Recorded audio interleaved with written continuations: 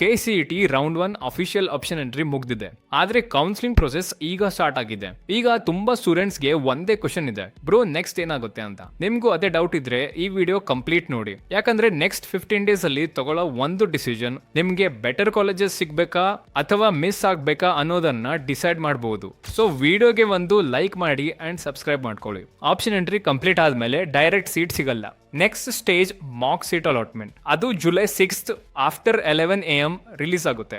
ಆದ್ರೆ ಇಲ್ಲಿ ಒಂದು ಇಂಪಾರ್ಟೆಂಟ್ ಪಾಯಿಂಟ್ ಇದೆ. ತುಂಬಾ ಸ್ಟೂಡೆಂಟ್ಸ್ ಮಾಕ್ ರಿಸಲ್ಟ್ ಬಂದ್ರೆ ಅದೇ ಫೈನಲ್ ಸೀಟ್ ಅಂತ ಥಿಂಕ್ ಮಾಡ್ತಾರೆ. ಆದ್ರೆ ಅದು ಕರೆಕ್ಟ್ ಅಲ್ಲ. ಮಾಕ್ ಸೀಟ್ ಅಂದ್ರೆ ನೀವು ಹಾಕಿರೋ ಆಪ್ಷನ್ಸ್ ಬೇಸ್ ಮೇಲೆ ಯಾವ ಕಾಲೇಜ್ ಸಿಗಬಹುದು ಅಂತ ಒಂದು ಟ್ರಯಲ್ ರಿಸಲ್ಟ್ ಅಷ್ಟೇ. ಮಾಕ್ ರಿಸಲ್ಟ್ ನೋಡಿದ್ಮೇಲೆ ಪ್ಯಾನಿಕ್ ಆಗಬೇಡಿ. ಯಾಕಂದ್ರೆ KEA ನಿಮ್ಗೆ ಇನ್ನೊಂದು ಚಾನ್ಸ್ ಕೊಡುತ್ತೆ. ಜುಲೈ 6 2 PM ಇಂದ ಜುಲೈ 9 10 AM ವರೆಗೂ ಆಪ್ಷನ್ ಎಡಿಟ್ ವಿಂಡೋ ಓಪನ್ ಇರುತ್ತೆ.